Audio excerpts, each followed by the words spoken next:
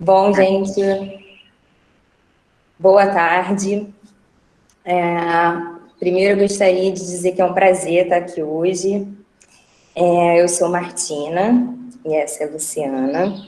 E a gente vai falar um pouquinho hoje sobre engenharia de biotecnopolimerização. Quase um trava-língua. Mas é justamente a gente escolheu esse título provocativo para justamente ressaltar a importância e a sinergia entre essas diferentes áreas, né? A engenharia de polímeros, de biomateriais e a biotecnologia.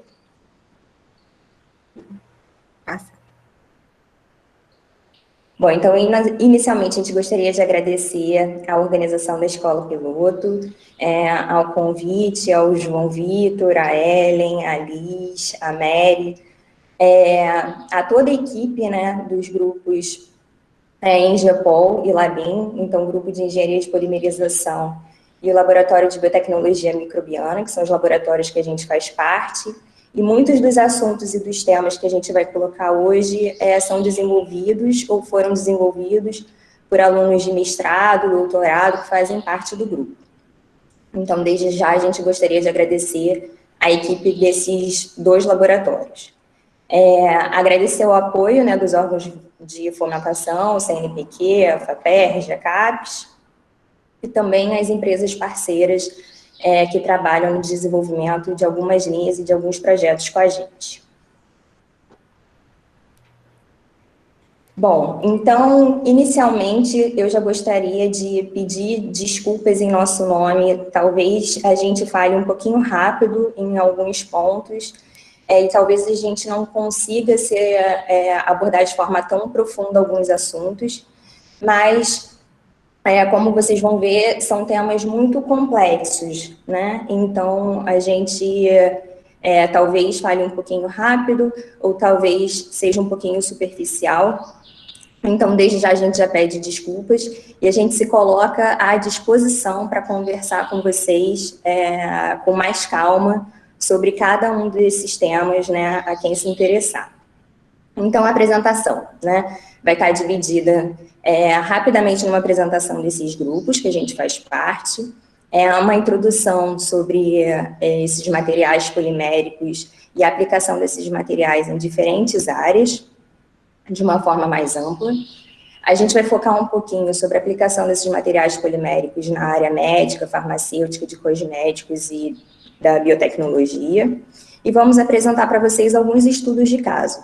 Então, síntese do cimento ósseo, que é muito utilizado na área de biomateriais, a produção de partículas como agente embolizante para procedimentos de embolização vascular, encapsulamento de fármacos e alguns ativos em micro e nanopartículas poliméricas, produção de partículas biodegradáveis para aplicação na área de cosméticos e falar um pouquinho também sobre a síntese e aplicação de biocatalisadores enzimáticos para a produção de diferentes compostos.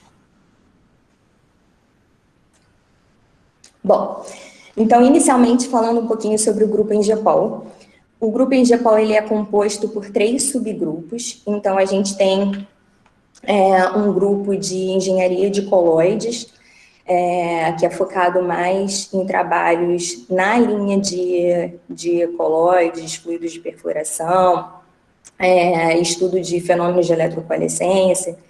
Tem um grupo da parte de modelagem, simulação e controle de processos, o LMSP, que estuda a modelagem e a simulação de muitos processos poliméricos e químicos, e a parte do Engepol, que é mais focada na síntese e no desenvolvimento de novos materiais poliméricos. Então, o grupo produz, né, publica diversos papers aí por ano, patente, tem alguns projetos que também são desenvolvidos em parceria com algumas empresas.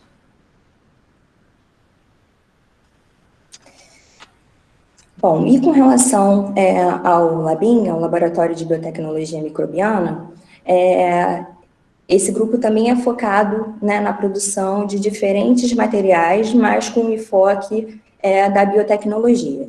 Então, a parte de desenvolvimento e produção de novas enzimas, ao estudo de mobilização dessas enzimas em diferentes matrizes, a utilização desses biocatalisadores para a produção de diferentes ativos, então fármacos, ativos utilizados na área de cosméticos, então a linha de produção de biosurfactantes e o desenvolvimento aí de novos bioprocessos. Então também é um grupo que publica diferentes trabalhos aí por ano, patentes, e também desenvolve alguns projetos com algumas empresas nessa área de bioprocessos e biocatálise. E então a gente vai falar hoje um pouquinho sobre essa interface, né? Essa união entre as duas expertises dos dois grupos. Então, falar um pouquinho sobre a engenharia de polímeros aplicada à biotecnologia e a biotecnologia aplicada à engenharia de polímeros.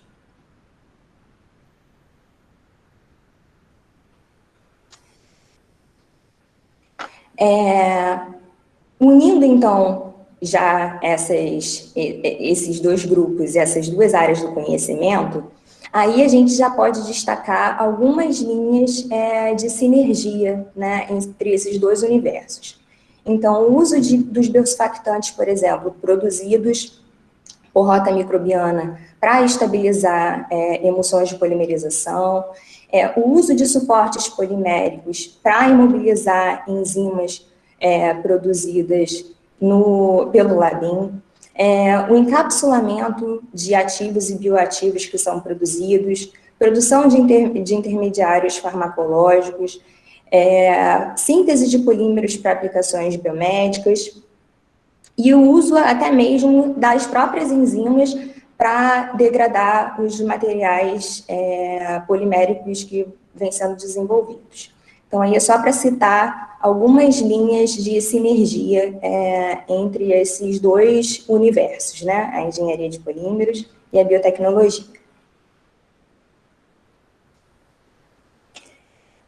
Bom, e é importante, então, colocar que essa é uma equipe, né, formada por diferentes professores, né, de diferentes áreas do conhecimento. Então, o professor Zé Carlos, Marcinelli, a Ellen, a Ariane, a professora Denise Freire, as professoras Evelyn e Eliane, e alguns dos assuntos que a gente vai tratar hoje são ou foram desenvolvidos, né, por alguns alunos de mestrado, de doutorado, e que compõem essa equipe. E junto entramos aí eu e Luciana nessa interface. Bom, falando então um pouquinho sobre mim, o João Vitor já introduziu. Então eu sou formada em Engenharia Química pela Universidade Federal do Rio de Janeiro. Eu fiz mestrado e doutorado no programa de Engenharia Química da COP.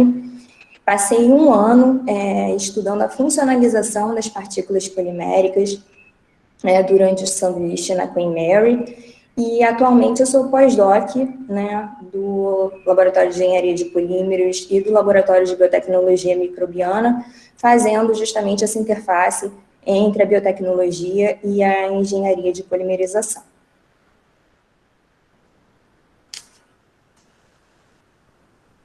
Oi, pessoal, boa tarde. Queria agradecer a toda a equipe, né, da Escola Piloto por estar participando desse curso, pelo convite, agradecer a Martina também pela parceria. Só de ordem técnica, eu cheguei a comentar no início, mas não tinha todo mundo. Na hora que a Martina estiver falando, eu vou estar olhando para o lado, porque eu que estou apresentando aqui do meu computador, então qualquer delay é porque ela está vendo a apresentação, então eu estou olhando para ela para saber a hora certa de passar, e na hora que eu estiver apresentando, eu vou falar olhando para vocês.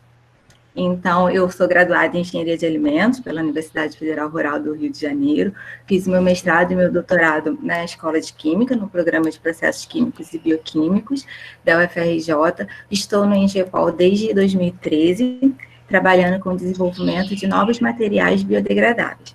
Atualmente, eu estou como pós-doc, pesquisadora, e trabalho num projeto junto com a Martina, em parceria do Labin e do Engepol. Então, continuando a apresentação dos laboratórios que a gente representa, os dois possuem planta piloto, né, o Labin é uma planta financiada pela Petrobras, o Engepol é de um projeto pelo BNDES, Fiocruz, Farmanguinhas e FINEP. Então, a gente conta com uma infraestrutura que propicia o escalonamento dos projetos que a gente desenvolve nos laboratórios. A planta piloto do Engepol é uma planta multipropósito, então ela possui a produção de uma variedade, a oportunidade de produzir uma variedade de materiais poliméricos. Então lá a gente consegue fazer desde testes em escala piloto para materiais commodities, até produtos de aplicação mais nobres, que é o que a gente vai conversar bastante aqui no curso. E para esses produtos, a escala que nós temos lá, que são de reatores de até 200 litros, atende até uma possível demanda do mercado. Né? São instalações de alta tecnologia e ela foi construída para se adequar a todas as normas exigidas pela Anvisa. Então, aqui tem algumas fotos, nós temos reatores de 10, 50 e 200 litros, misturadores, filtros, tem como fazer secagem por liofilização, então tem uma infraestrutura muito boa dentro da universidade, né? Então, vamos começar, de fato, o nosso mini curso. Eu e a Martina, a gente dividiu em duas partes o curso, já que não tem um pré-requisito, então tem gente de graduação até de pós, a gente quis começar desde o básico sobre materiais poliméricos e apresentar para vocês as linhas relacionadas ao tema que em relação à biotecnologia, né, e as novas tecnologias de polimerização. Então, começando, né, o que são polímeros? Polímeros são macromoléculas formadas a partir de unidades químicas mais simples, denominadas monômeros, que são ligadas covalentemente e dispostas em cadeia. Então, essa é a definição clássica de polímeros.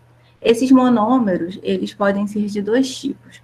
Ou são os que geram a polimerização em adição, que é quando você tem a dupla ligação, e a partir dessa dupla ligação, você tem a formação do sítio ativo e o crescimento da cadeia, né, que a gente chama de poliadição ou polimerização em cadeia.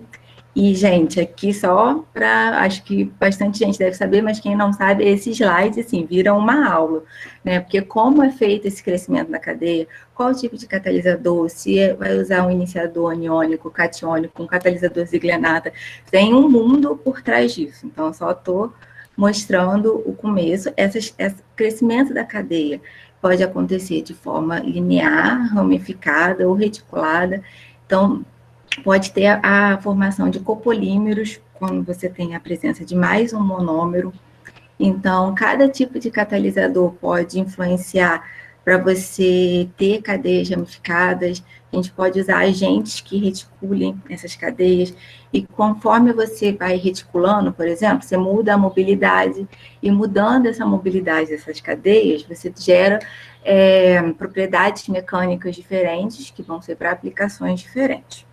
Um outro tipo de polimerização são as polimerizações, as policondensações ou polimerizações por etapas, onde o crescimento da cadeia acontece pela reação entre os grupos funcionais, nesse caso aqui, entre o ácido carboxílico e o álcool, gerando um poliéster. E essa reação acontece de forma mais lenta, porque depende, né, do encontro desses grupos funcionais. Um polímero de policondensação muito conhecido é o PET, mas nós temos os poliésteres e os poliuretanos. E ocorre também a formação de um subproduto. Então, nessa primeira etapa, a gente vai desmistificar alguns conceitos, como, né, os polímeros naturais ou biopolímeros são aqueles polímeros obtidos diretamente na natureza na sua forma polimérica, né? Como as proteínas, os polissacarídeos, celulose, tem aqueles polímeros naturais que são oriundos de micro-organismos, como o PHB, enquanto que os polímeros sintéticos são aqueles produzidos pelas reações, né, de polimerização, que a gente vai conversar bastante aqui. As commodities principais, né, polietileno, polipropileno, o PMMA, que vamos falar muito dele, PLA, o PVA. E o importante aqui é que, às vezes, né, tem várias literaturas sobre isso, e falam muito sobre biocompatível. Um polímero biocompatível, ele não necessariamente tem que ser natural, ele pode ser biocompatível e ser sintético. Então, a gente vai conversar também bastante sobre isso. Um outro conceito que também gera muita discussão é a questão do polímero verde e o polímero biodegradável. O polímero verde, que não é um polímero natural, nem um biopolímero, ele é produzido com o seu monômero de rota sustentável. Por exemplo, o Brasil é referência em produção de polietileno verde. A Braskem tem um processo de produção do eteno a partir do etanol. Só que esse eteno, produzido a partir do etanol, que tem uma série de vantagens, ele é exatamente a mesma molécula de eteno produzido a partir do craqueamento da nafta. Então, ele é só que a fonte dele não é do petróleo, é uma fonte de biomassa.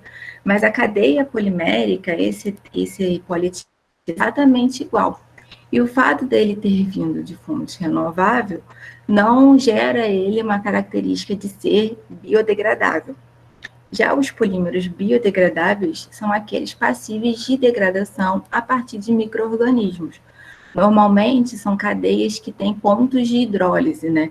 Porque o micro-organismo libera uma enzima e essas enzimas quebram a cadeia. Quando a cadeia é altamente carbônica é mais difícil, então você faz degradação de formas mais agressivas. Agora, biodegradação é quando é no meio ambiente. Então, a gente vai falar bastante esses conceitos, então isso é bom estar bem definido. Então, o plástico, né? Por que sintetizar plástico?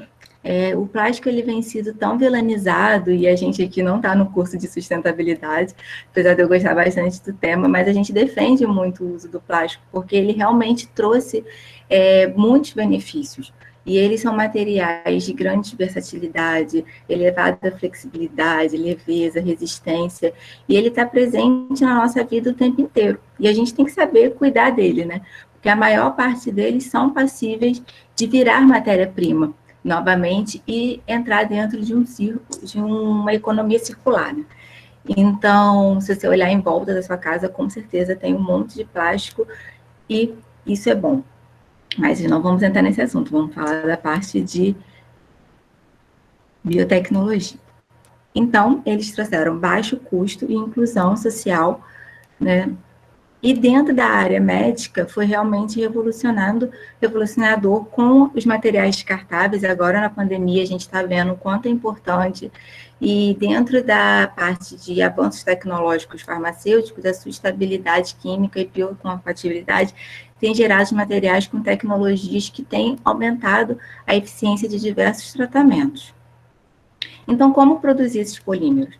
Esses polímeros eles podem ser produzidos de forma em processos homogêneos ou heterogêneos. O processo homogêneo, ele em massa e o solução. E aqui também passando bem rapidinho. O processo em massa é quando você só tem o monômero e então aqui, conforme a massa molar vai aumentando, né, o tamanho da cadeia, você aumenta muito a viscosidade, então você acaba gerando alguns problemas relacionados à transferência de massa e calor. Então, tem o processo em solução, onde se há a adição de um solvente, esse solvente diminui a viscosidade, minimizando esses problemas do processo em solução, em massa. Já os processos heterogêneos, eles ocorrem em duas fases e tem grande aplicação na área de biotecnologia, porque são os processos utilizados para a produção das partículas. A grosso modo, a gente pode separar eles em dois grupos. A polimerização em suspensão, para produzir partículas na escala micro, então você tem a fase monomérica com iniciador e a fase contínua, e cada gotinha dessa funciona como se fosse um microreator. E você tem as polimerizações em emulsão, onde você precisa ter uma etapa, onde você aplique uma força, que pode ser pelo homogeneizador de alta pressão, um sonicador, um ultraturx, para você gerar essas partículas em escala nano. Então, resumindo essa primeira parte, as propriedades do material, né, como massa molar, a estrutura, o processo de polimerização, a morfologia, tudo isso a gente vai falar durante o curso. Eles alteram características como degradabilidade, área específica, resistência, permeabilidade, que tem influência direta na aplicação do material. A gente lá no Ingepol, a gente tem uma escola que fala muito que polímero é material de desempenho. Então, a gente tem que entender para qual é a aplicação que a gente quer dar para esse material, qual vai ser o uso, porque aí, conhecendo bem essas ferramentas, a gente manipula para poder, as primeiras, né, para a gente poder alterar as segundas e ter um material de acordo com o que o nosso projeto, tese, deseja. Então, agora, Martina vai continuar falando. Bom, e aí para falar um pouquinho, então, sobre as aplicações de materiais poliméricos em áreas diversas, né, de uma forma mais ampla. Aí a gente pode destacar, né, que tem um grupo das poliolefinas, como, por exemplo, o polietileno, que é utilizado para a produção de sacolas plásticas, copos, polipropileno, para a produção de materiais para embalagens, componentes de eletrodomésticos. Também pertencem a esse grupo os polibutadienos, que são formadores das borrachas. Então, aí, é importante pontuar, por exemplo, que o butadieno, que é um monômero utilizado para a produção do polibutadieno, já vem sendo estudado em relação à obtenção por fermentação, né, tendo como origem uma fonte microbiana.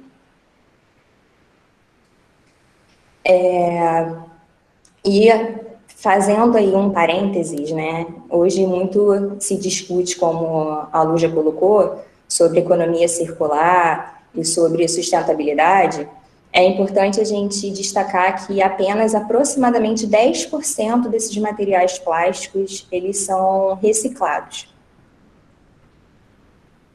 Então, uma linha muito importante, né, que vem ganhando força nos últimos tempos, é a linha de reciclagem desses materiais poliméricos. Então, vem sendo estudada a reinserção, né, desses materiais nas cadeias de produção para a síntese de novos compostos petroquímicos e para a síntese de novos materiais poliméricos.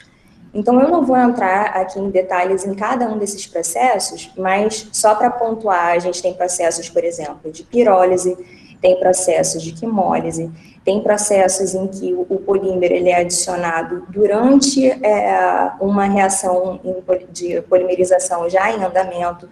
Então, há diferentes estudos hoje sobre a avaliação, né, da inserção desses materiais plásticos de fim de cadeia para a produção de novos compostos e novos polímeros.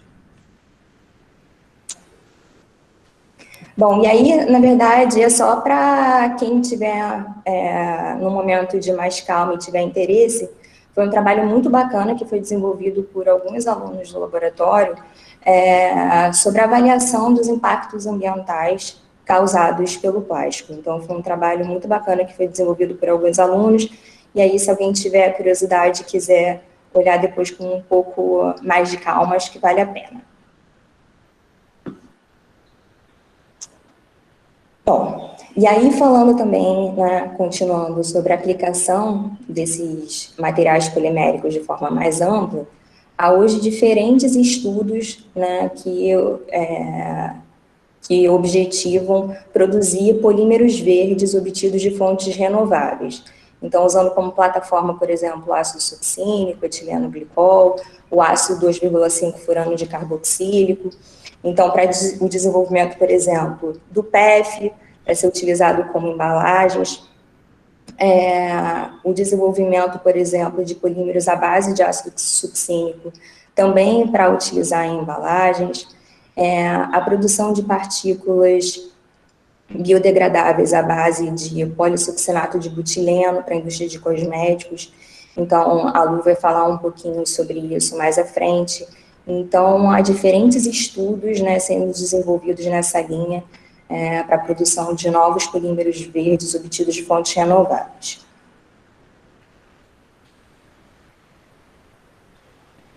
E aí também, né, é importante a gente colocar que os polímeros naturais também vêm sendo muito estudados para também inúmeras aplicações.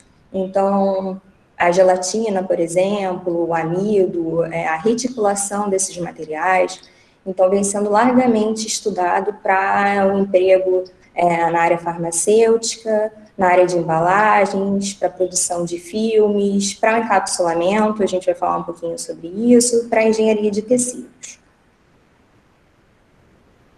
Desculpa. E aí também, na verdade, só para dar uma introdução, né, muitos desses materiais poliméricos, eles são produzidos e são utilizados na forma de partículas. Então, a gente vai falar bastante sobre essas partículas poliméricas que são muitíssimo utilizadas na área médica, na área odontológica, na área farmacêutica e na área de biotecnologia.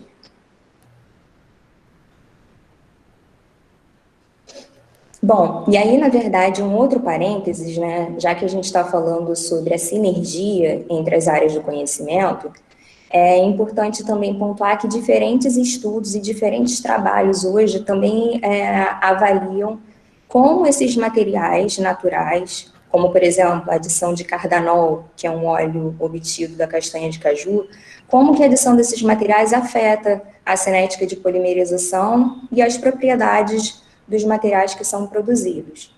Então, como é que afeta a massa molar, como é que afeta a resistência mecânica dos materiais que são formados. Então, há diferentes estudos sendo realizados nessa área de modelagem e estimação de parâmetros.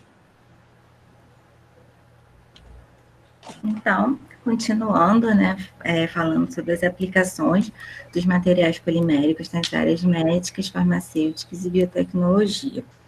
Para iniciar aqui esse tópico, eu trouxe essa pirâmide que eu acho bem legal falar um pouco também do contexto desses materiais que a gente está trabalhando. Aqui a gente pode ver, bem resumido, uma divisão da indústria química no geral, onde nós temos os combustíveis e os aditivos para combustíveis na base dessa cadeia. Então, são produtos que vendem um volume muito grande, mas eles têm um valor agregado maior. E subindo a pirâmide, nós temos os químicos e materiais, que esses químicos e materiais normalmente são matérias-primas para a produção de materiais e polímeros de alta performance e funcionalizados. E aí você já começa a aumentar o valor agregado e diminui o volume de produção. E por fim, aqui no topo dessa pirâmide, a gente está os produtos da indústria farmacêutica, da indústria de cosmético, da indústria de alimentos, como aromas, tem a parte de suplemento, que são produtos que têm alto valor agregado e o seu volume de produção são menor. Contudo, esses produtos, né, essa topo aqui dessa pirâmide, são onde estão os processos que são altamente regulados, né? O que é de se esperar, já que você está tratando direto com a vida das pessoas. Mas você tem um desenvolvimento tecnológico e um investimento em pesquisa muito grande nesse setor, até porque desenvolver novos tratamentos farmacológicos, onde a gente use menos, o efeito colateral, né, do tratamento seja menor, é de muita importância. Então, esse slide é mais para exemplificar a importância desse tema que a gente está abordando aqui no curso. E continuando, né, os materiais poliméricos, eles representam um avanço nessa área de biomateriais, são materiais versáteis, a fácil funcionalização da superfície, né, que viabiliza a interação das biomoléculas. Então, os processos de funcionalização, eles são importantes porque a gente passa a propor tratamentos mais um nível tecnológico avançado, onde você consegue propor a liberação do fármaco direto no alvo, então você não precisa tomar altas doses, gerando um efeito colateral menor para o paciente. e a característica mais importante, que é a biocompatibilidade. Então, a parte da biocompatibilidade é muito estudada. E aqui, eu queria fazer um parêntese, porque se fala muito hoje em dia sobre degradação de polímeros e ter materiais biodegradáveis, só que aqui, quando a gente fala de biocompatibilidade, a gente não quer que o material degrade no seu corpo, ou pelo menos, caso ele degrade aqui, que o seu produto de degradação não seja tóxico. Então, isso também é um campo que tem sido muito estudado.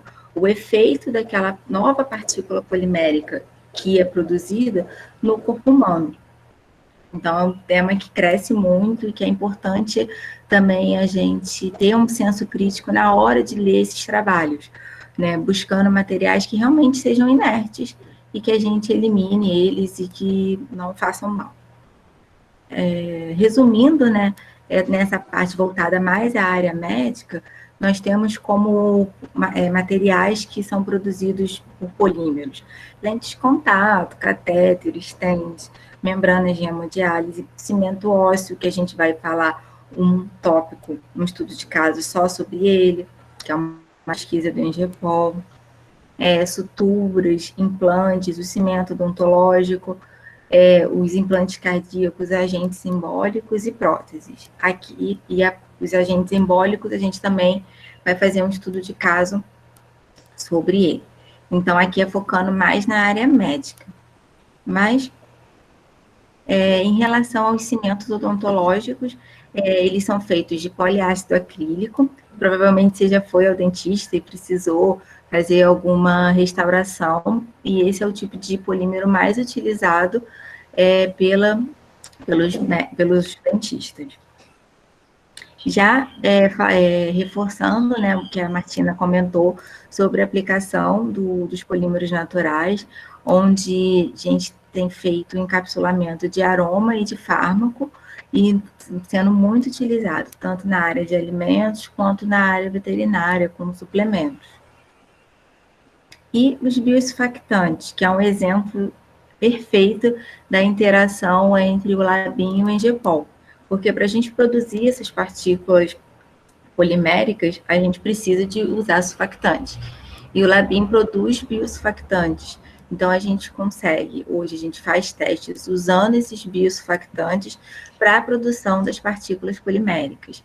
E tem tido resultados muito promissores, com alta estabilidade dessas emulsões e produção de partículas. Então, a gente caminha com o desafio de conseguir fazer partículas 100% de fontes renováveis e biotecnológicas. Então, para resumir o nosso estudo de caso que a gente vai começar a abordar agora, vamos falar um pouco sobre o cimento ósseo, sobre a embolização vascular, o encapsulamento de ativo, a produção de partículas biodegradáveis, né, por que produzir essas partículas, e os suportes poliméricos, e também falar do setor de biotecnologia. Então, a Tina vai começar agora falando sobre o cimento ósseo. Bom, então, como primeiro estudo de caso, a gente vai falar um pouquinho sobre o cimento ósseo, que é um material largamente utilizado na área de biomateriais, né? Então, o cimento ósseo ele é empregado na reconstituição de falhas, de fraturas e na fixação de próteses, como a gente pode ver nessas duas figuras. Ele começou a ser estudado, né, pelo grupo em 2004, resultou no depósito de uma patente, e ele, na verdade, vem sendo desenvolvido a partir de parcerias com médicos, do INTO, por exemplo, e dentistas, do Hospital do Loreto, aqui na Ilha do Governador.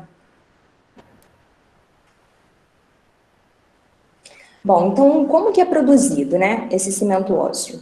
Esse cimento ósseo ele é vendido na forma de kits, e esse kit ele é composto por uma fração sólida, que é basicamente partículas de PMMA, e por uma fração líquida, que é composta também, basicamente, do monômero, do metacrilato de metila, com adição de pequenas quantidades de outras substâncias.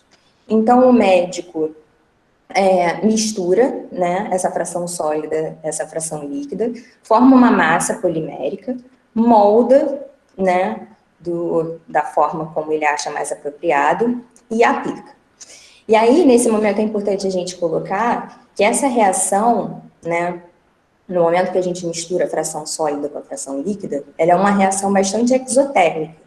Então, aí tem um primeiro estudo que é justamente controlar essa temperatura máxima dessa massa polimérica para evitar justamente a necrose dos tecidos no momento da aplicação do cimento ósseo.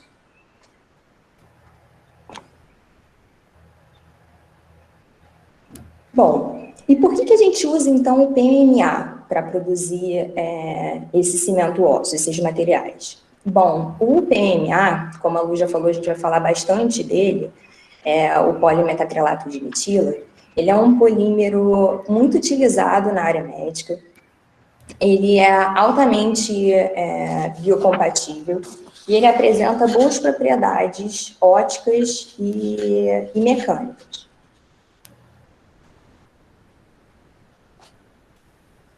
E aí, falando um pouquinho, então, sobre a produção, né, dessas partículas de PMMA, de polimetacrilato de metila. Geralmente, essas partículas são produzidas por uma reação de polimerização em suspensão, como a Lu já colocou, via radical livre. Então, esse radical livre, então, inicia a reação de polimerização do monômero do metacrilato de metila, havendo a formação, então, das partículas de polimetacrilato de metila. E a gente utiliza uma unidade experimental muito semelhante a essa que é mostrada na figura.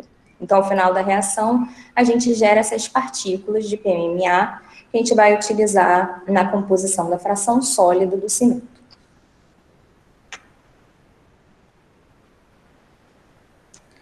Bom, e aí surge, então, uma outra questão. Ah, Martina, acabou? Não. A gente precisa acompanhar, né, aquela aplicação, aquela prótese ao longo do tempo. Então, por radiografia. Então, a gente precisa adicionar contraste. E aí há alguns tipos de contraste, né? Sulfato de bário, óxido de zinco, enfim. E a gente pode ver, então, que esse contraste pode se localizar na superfície dessas bolinhas de PMMA ou, inclusive, no interior dessas partículas, como a gente pode ver, não dá para ver o meu cursor, mas como a gente pode ver nessa figurinha aí de baixo, né, o contraste era do ladinho, mas não tem problema não, tá ótimo. A gente pode ver aí o contraste dentro das bolinhas do PMMA. Pode passar? Pode. Bom, em que momento, então, esse contraste deve ser adicionado a essa fração sólida?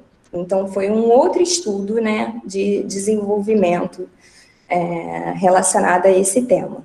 Então, esse contraste, por exemplo, ele deve ser adicionado após as partículas serem produzidas, né, uma mistura manual, ou ele deve ser incorporado às partículas de PMA durante a própria reação de polimerização. Então, isso foi um estudo muito bacana desenvolvido pelo Jorge. Aí, só para mostrar, então, foi possível observar ao longo do desenvolvimento que a incorporação desse contraste durante a própria reação de polimerização resultava em cimentos com propriedades muito melhores.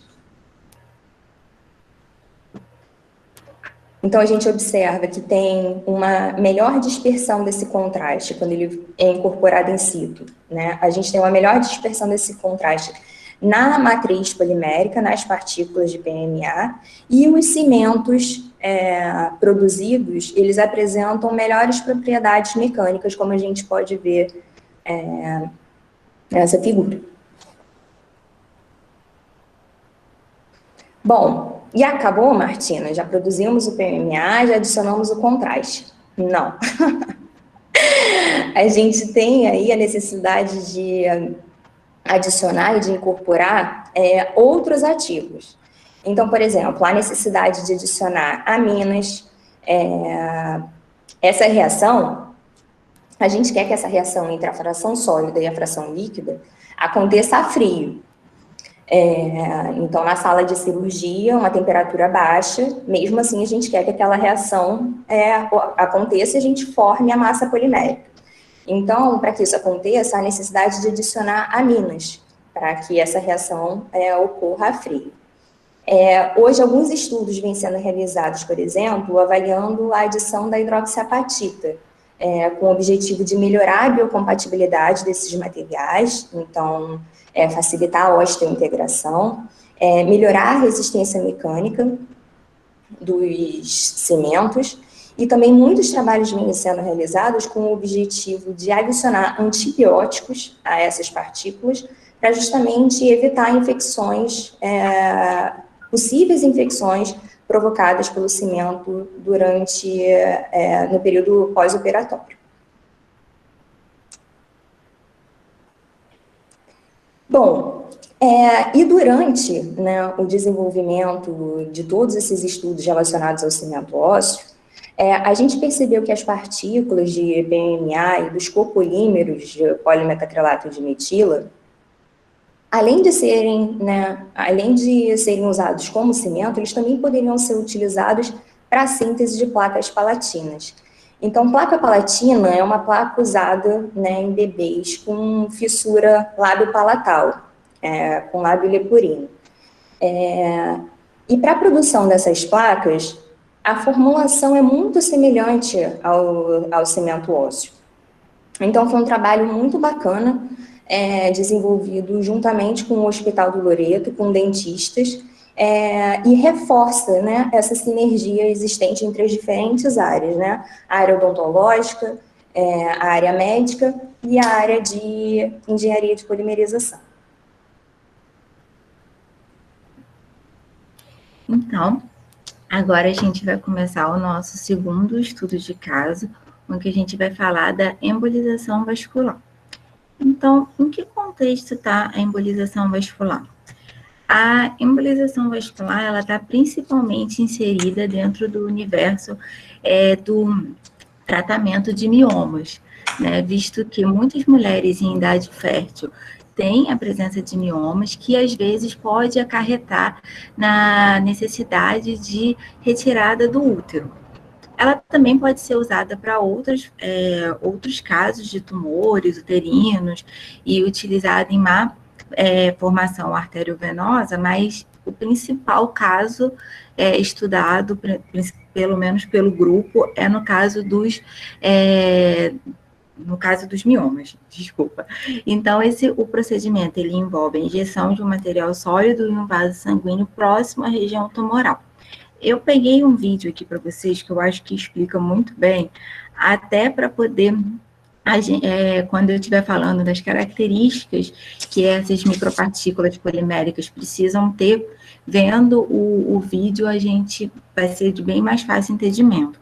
Eu vou passar só algumas partes do vídeo, mas ele é desse canal aqui, Merit Medical System, tá? Aqui e aí, se clicando lá, tem vários vídeos relacionados a essa área de medicina.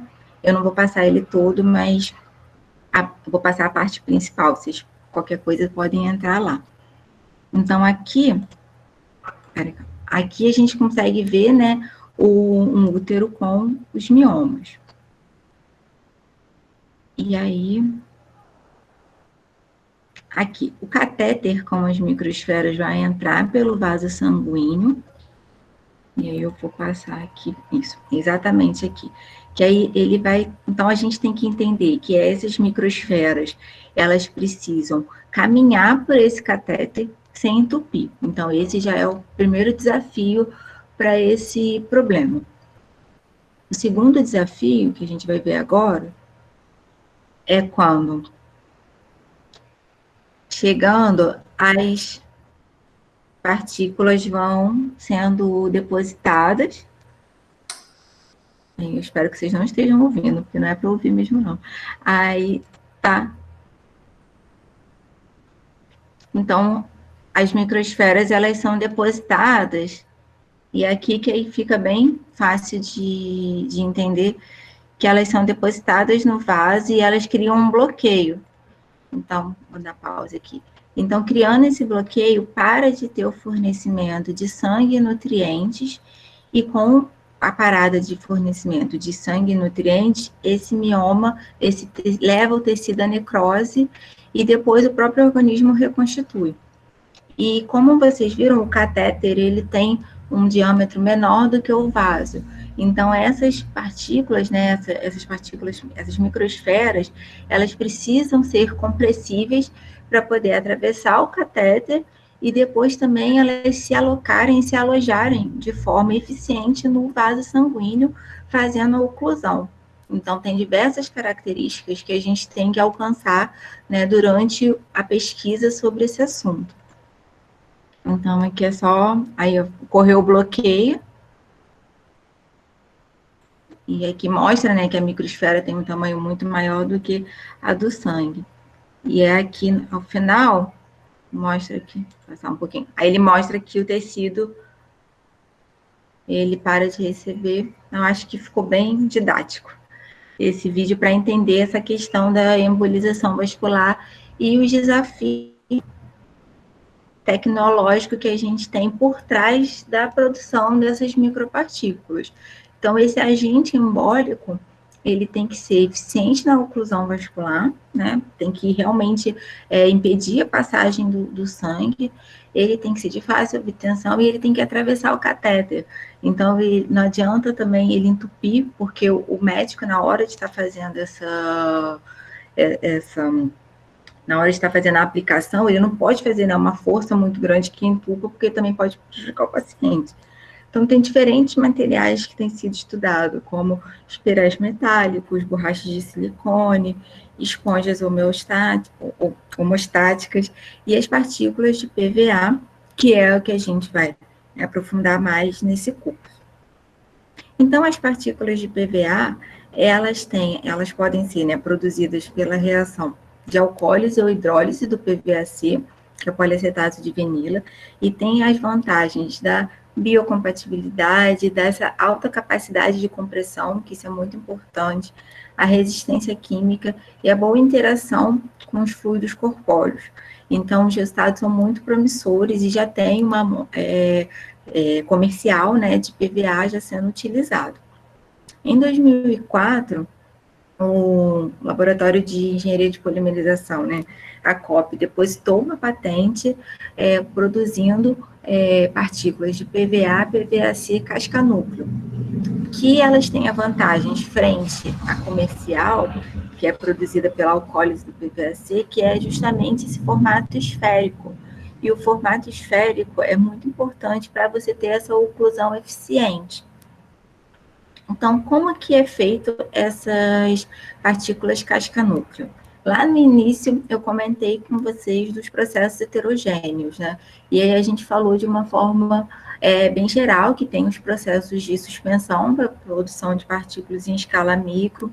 A Martina comentou no caso do cimento ósseo, em que a gente faz o PMMA, também feito em suspensão, e para a produção de partículas. E lá a gente tem outras derivações, usa a presença do bário ou não. Então, aqui agora, a gente tem a adição de mais uma etapa, onde, primeiro, tem a fase orgânica e a fase aquosa, porque esses materiais têm em comum o fato de se usar como fase contínua a água, onde é formado essa micropartícula. Em seguida, você tem a presença de mais uma etapa, onde tem uma camada de PVA formando. Então, aqui nós chamamos de partícula casca-núcleo, onde tem o PVAC, está no núcleo, e o PVA está recobrindo essa partícula, e isso tem as vantagens de garantir essa hidrofilicidade que é importante para as partículas. Então, essas partículas de PVAC e PVA têm a morfologia esférica, né, o que evita a aglomeração e o entupimento no catéter, manteve o caráter hidrofílico, tem a boa interação, tem a estabilidade, né, uma eclusão efetiva dos vasos. Então, esse trabalho, ele avançou e chegou aí até testes em vivo, onde foram feitos comparou o uso dessas partículas com as comerciais, tendo resultados muito interessantes, né, onde as partículas casca-núcleo teve uma maior eficiência na oclusão do vaso, né, e não houve a recanalização, que é um problema também que às vezes pode acontecer na embolização vascular, é quando essa oclusão não é completa e se voltar, né, a receber, ter passagem de sangue por aquele vaso. Então, aqui está os testes em vivo, no pré-operatório. Essas partículas foram testadas para o tratamento pré-operatório de tumores e apresentou sucesso. Mas, do mesmo jeito que não acabou, né? A gente tem vários desafios ao longo do processo. Teve, sim, um passo importante, a patente foi um passo importante para o grupo, mas ainda não estava perfeita, porque essas partículas decantavam muito rápido. Então, a gente tinha que pensar em como alterar essa densidade. Então, a Luciana, que era a Peixoto, outra, ela propôs mais uma etapa no processo, onde essas partículas eram expandidas com o uso de um solvente, porque formando essa casca tendo uma formação de uma estrutura porosa, isso vai propiciar que a densidade dessas partículas sejam menores. Então, além da etapa da polimerização em suspensão, foi adicionada uma nova etapa para a expansão a vácuo dessas partículas.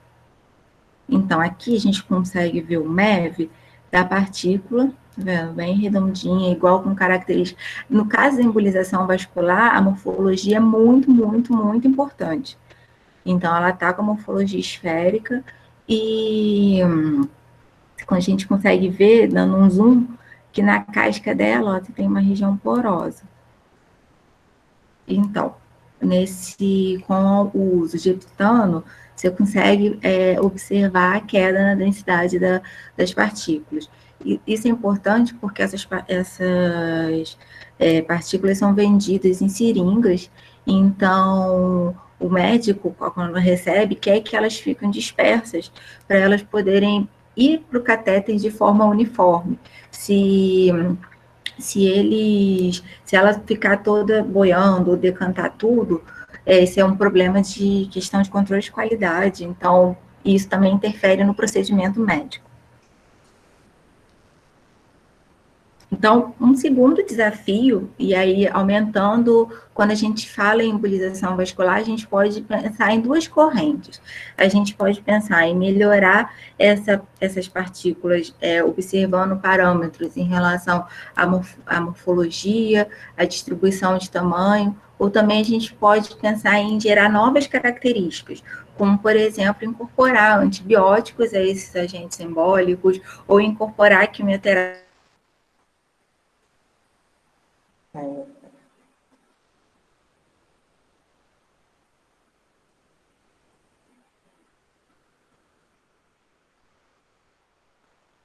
Alô?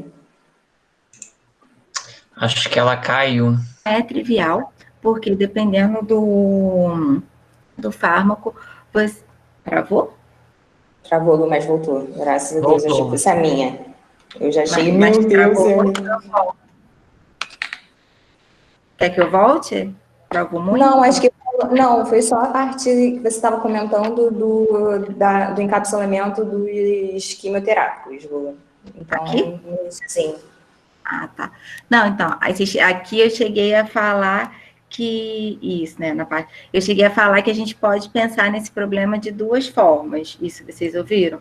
Avaliando a morfologia ou então, porque agora que eu tô vendo vocês, eu só vi um travou aqui no meu susto.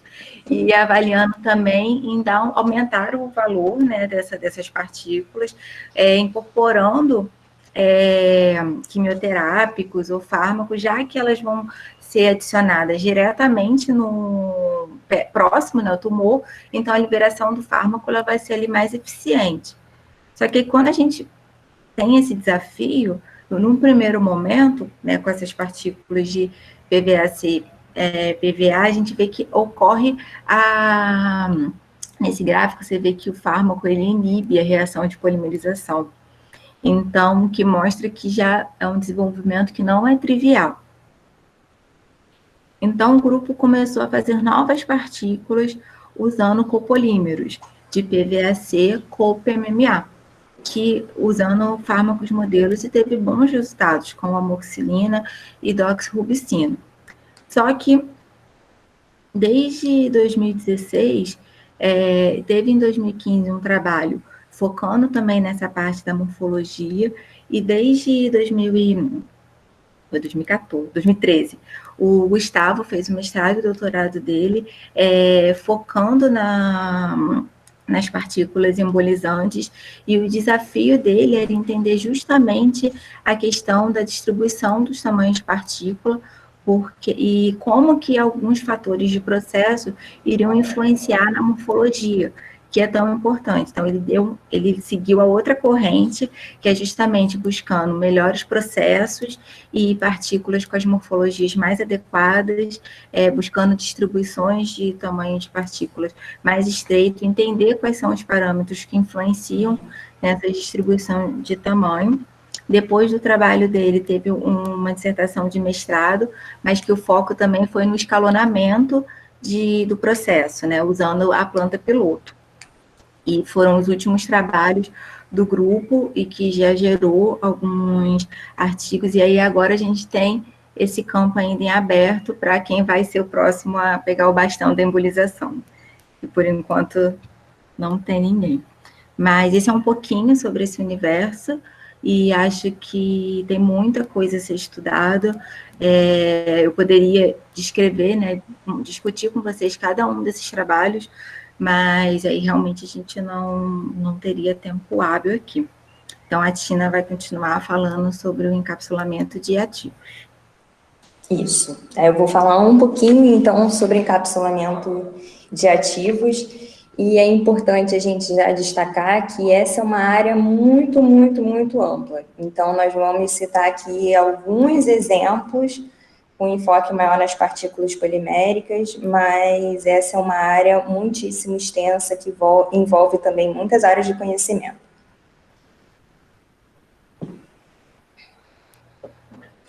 Então, nessa linha, né, do encapsulamento de ativos, a gente ir falando, né, que envolve justamente diferentes áreas do conhecimento, a gente pode citar, por exemplo, essas partículas aplicadas na área médica, né, e o encapsulamento, como a Lu já colocou, de quimioterápicos, por exemplo, para aplicações de embolização vascular, encapsulamento de antibióticos, como eu já mencionei, para a síntese do cimento ósseo.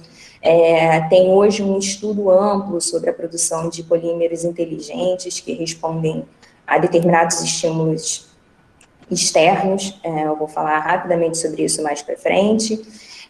Tem a aplicação, na verdade, mais focada na área de cosméticos, por exemplo, para o encapsulamento do filtro solar, e até para a área alimentícia, né, para o encapsulamento, por exemplo, de aromas. Bom, e aí, então, falando de uma forma bem abrangente, é importante já a gente destacar, né, por que a gente vai encapsular ativos, né, compostos. Então, uma primeira vantagem é a liberação gradual desses ativos, seja no organismo, seja no ambiente. E a possibilidade, então, de manter concentrações de medicamentos ou desses ativos praticamente constante no organismo. Quando a gente pensa no fármaco, é uma grande vantagem, né? Você manter a concentração daquele medicamento próxima do ideal. E aí você evita, né, concentrações críticas, superdosagens, reduz efeitos colaterais.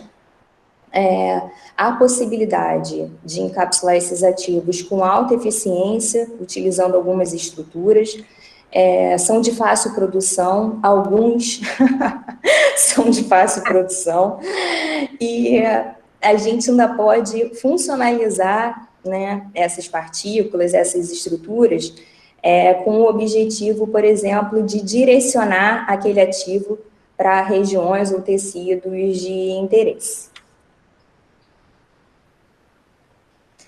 Então, aí é só para ilustrar que diferentes estruturas podem ser utilizadas e empregadas para encapsulamento de fármacos de ativos. Então, a gente pode observar aí estruturas como lipossomas, ciclodestrinas, microemulsões e também as cápsulas poliméricas e as esferas poliméricas, que a gente vai falar um pouquinho. Bom, então as partículas poliméricas, elas vêm sendo largamente estudadas para aplicação e para o encapsulamento de ativos diversos. Por quê? Elas têm se destacado por serem partículas versáteis, elas apresentam alta estabilidade em formulações, maior tempo de prateleira, e, além disso, muitos processos são simples, né, de serem conduzidos. E aí, dentro desse universo das partículas poliméricas, a gente tem as cápsulas e as esferas. Então, as cápsulas geralmente envolvem duas fases. Então, você tem uma parede polimérica, por exemplo, e você tem um núcleo oleoso. E aí, o fármaco ou seu ativo pode estar disperso nesse núcleo oleoso ou nessa parede polimérica. E a gente tem as esferas, que são geralmente materiais mais rígidos, e esse ativo, ou esse fármaco, pode estar disperso nessa matriz, né, mais sólida, ou na superfície dessas partículas. E aí, diferentes polímeros vêm sendo estudados e empregados para encapsulamento de diferentes compostos. Então, aí é só para citar alguns, mas são muitos. O poliácido lático, um poliácido lático polimerizado com ácido glicólico, o poliálcool vinílico, o poliácido acrílico e, inclusive, o famoso polimetacrilato de metilo. Bom, focando então nas técnicas de encapsulamento utilizando esferas, a gente pode utilizar, por exemplo, a técnica de polimerização em suspensão, que já foi colocada pela Lu, e incorporar esse ativo, né, na fase orgânica durante a reação de polimerização. Então, aí a gente geralmente tem a produção de micropartículas com diâmetro médio de 5 a 1000 micrômetros. E a gente tem também as técnicas de polimerização em emulsão, que também foram já citadas pela Lu, e a gente também pode incorporar esses ativos, por exemplo, na fase orgânica, havendo a formação, então, no final do processo, de nanopartículas com diâmetro médio que pode variar de 30 a 200 nanômetros, mas, na verdade, essa faixa não é fixa, né? Pode variar dependendo da técnica de emulsão que é utilizada.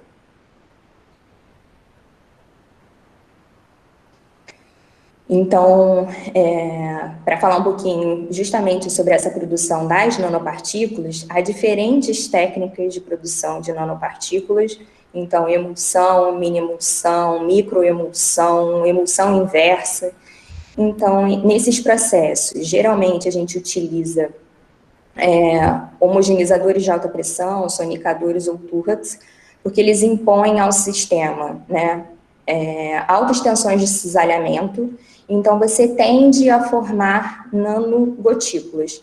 E aí, ao longo da reação, essas nanogotículas vão funcionando como nanoreatores, e aí, no final, a gente consegue obter as nanopartículas. Bom, e aí, citando, então, dentro do universo de encapsulamento, um exemplo que também vem sendo estudado, que é o encapsulamento do filtro solar. E aí, uma primeira questão para que a gente vai encapsular filtro solar? Então, muitas substâncias que são utilizadas como filtro, elas provocam alergias, irritações, Algumas já sabe-se hoje que são carcinogênicas. Então, no momento que você encapsula esses compostos, você dificulta a absorção dessas substâncias para o organismo. E, além disso, as próprias partículas funcionam como filtros físicos. Então, você tende a potencializar essa ação química e a ação física. Então, diferentes compostos também, aí é só para citar alguns, mas são muitos utilizados com ação de filtro solar. Então, aqui são alguns que a gente estudou. E nós, por exemplo, utilizamos matrizes de polimetacrilato de metila, por ser biocompatível, como a Lu já colocou, e vários copolímeros de MMA.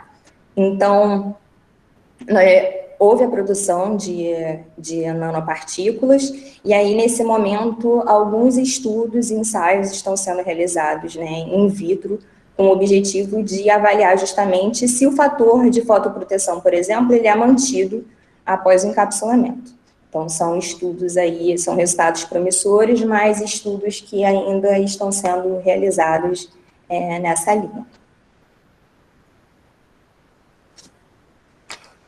E aí, um outro exemplo também que é importante, né, a gente colocar é o encapsulamento do praziquantel. O praziquantel, ele é um fármaco utilizado no tratamento da esquistossomose, que é uma doença causada por um verme, e ele é transmitido pelo contato com a água contaminada pelo parasita. E é uma doença que aflige principalmente crianças. Então, aí a gente pode notar o mapa da distribuição da esquistossomose, né, no mundo e no Brasil. E a gente pode perceber que é uma doença que afeta principalmente os países mais pobres. Então, é uma doença bastante negligenciada. Bom, no Brasil, há 19 estados que são afetados, né, diretamente por essa doença. 26 milhões de pessoas são expostas ao risco, 8 milhões de pessoas têm a doença, e aí o tratamento envolve o controle da transmissão, né, por meio da adoção de medidas sanitárias e o uso de medicamentos, como, por exemplo, o praziquantel. Só que o grande problema o praziquantel, ele tem um sabor muito amargo. E aí a gente lembra que é uma doença que aflige principalmente crianças. Então, a gente tem aí um problema grande no tratamento dessa doença. Uma solução, então, é o encapsulamento desse fármaco.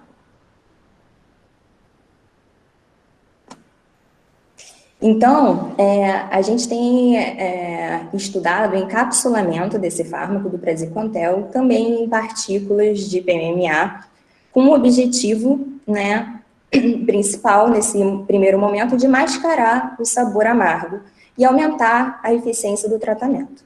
E, além disso, diminuir os efeitos colaterais, ter uma maior distribuição desse fármaco, né, uma distribuição mais uniforme no trato gastrointestinal, ter uma maior reprodutibilidade das doses e ter também uma facilidade no fracionamento e ajuste da dose. Então, agora que a gente pode trabalhar, por exemplo, com emulsões, fica mais fácil para a gente fracionar e ajustar a dose, principalmente quando a gente vai administrar, né, com crianças. Então, comprimidos já torna o tratamento um pouquinho mais complicado.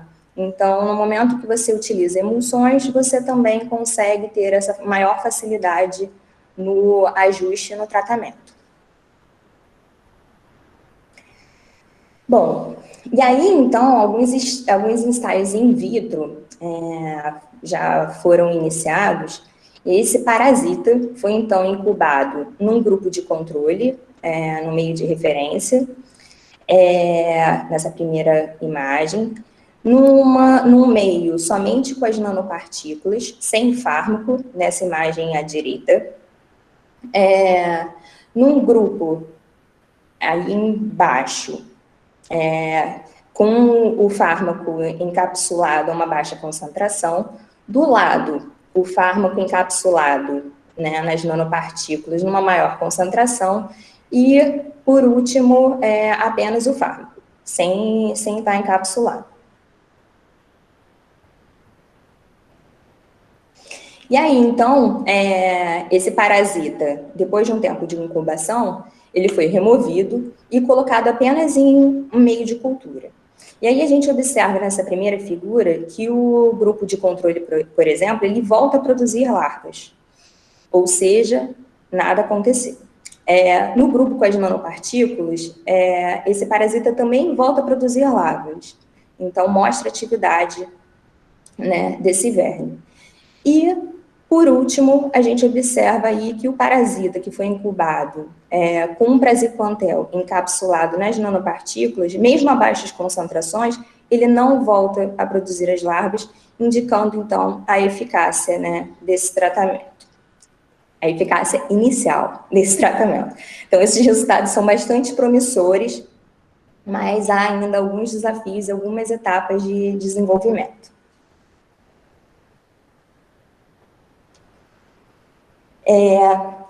Aí, na verdade, para também reforçar o que a Lu já colocou, porque muitas vezes a gente fala sobre encapsulamento e parece ser um processo trivial, e na verdade não é.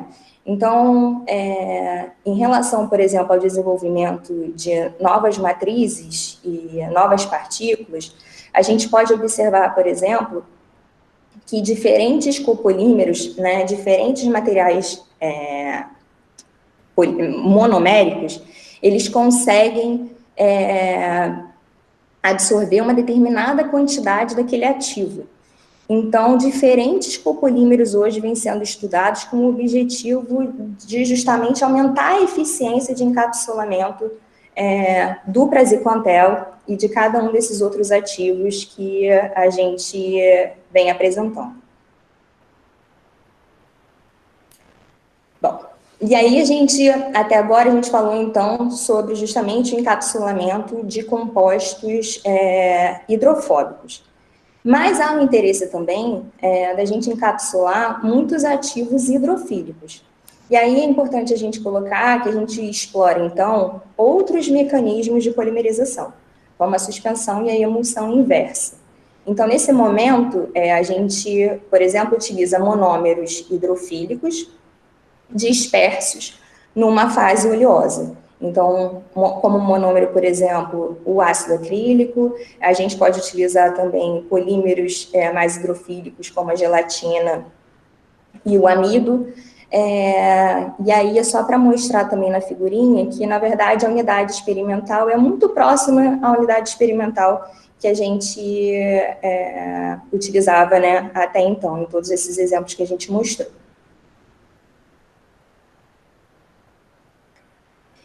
E aí, então, para ilustrar como encapsulamento de fármacos hidrofílicos, a gente tem, por exemplo, o encapsulamento da doxiciclina, que é um antibiótico utilizado na área farmacêutica, em partículas de poliácido acrílico. Então, foi um trabalho realizado por uma empresa da área veterinária com o objetivo de avaliar essa liberação controlada desse antibiótico.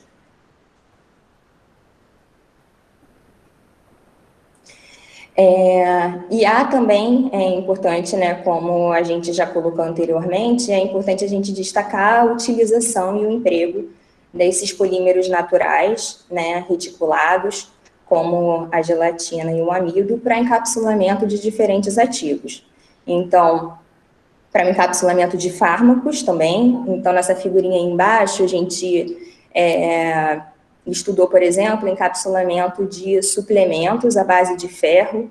Então, a gente pode observar esses compostos dentro das bolinhas poliméricas e também o estudo do encapsulamento, por exemplo, de aromas, né, em partículas para a área alimentícia. E aí, só para fazer um parênteses, a Maíra conduziu esse trabalho, e era uma delícia fazer reação no dia que a Maíra estava trabalhando pelo laboratório, ficava com um cheiro maravilhoso. Então, a gente, diferentes estudos também vêm sendo realizados com o objetivo de encapsular esses aromas, utilizando esses polímeros naturais. Bom, e por fim, né, só para destacar a utilização dessas partículas inteligentes nesse processo de encapsulamento. Então, são partículas que respondem a determinados estímulos externos.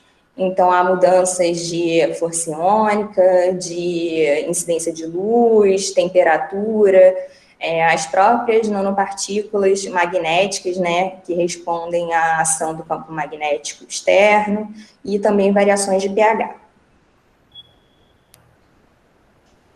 Então, uma grande vantagem dessas partículas inteligentes é justamente essa sensibilidade a mudanças fisiológicas do próprio corpo humano, por exemplo, havendo a liberação do ativo na região que você deseja. E aí, só para ilustrar, que você pode explorar diferentes materiais, como polímeros aniônicos, polímeros catiônicos. Então, os polímeros catiônicos, por exemplo, no momento que você diminui o pH, você tem uma repulsão, as cadeias, né, adquirem uma carga positiva, então você tem uma maior repulsão entre as cadeias, essas partículas incham, e aí você tem a liberação do ativo que você deseja. Então, a gente vai mostrar aí na frente. Então, esse foi um trabalho que foi conduzido pela Tamires, um trabalho muito bacana, que ela avaliou justamente o encapsulamento do praziquantel em partículas inteligentes em copolímeros de metacrilato de metila. Então, inicialmente, a gente pode notar que houve uma alta eficiência no encapsulamento, né, desse fármaco nas matrizes que foram utilizadas.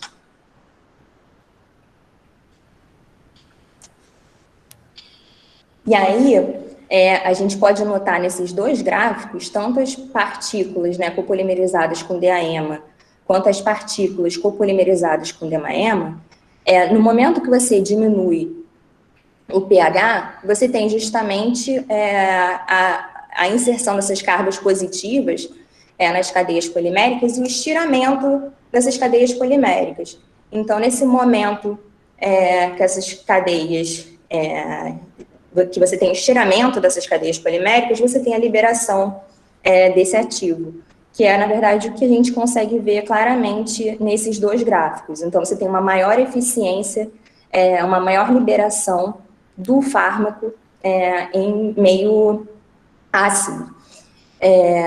O que a gente não observa quando a gente coloca essas partículas, né, em meio neutro. E a gente vê também aí esse aumento, na verdade, né, ao longo do tempo, em função da própria difusão do fármaco com o passar do tempo,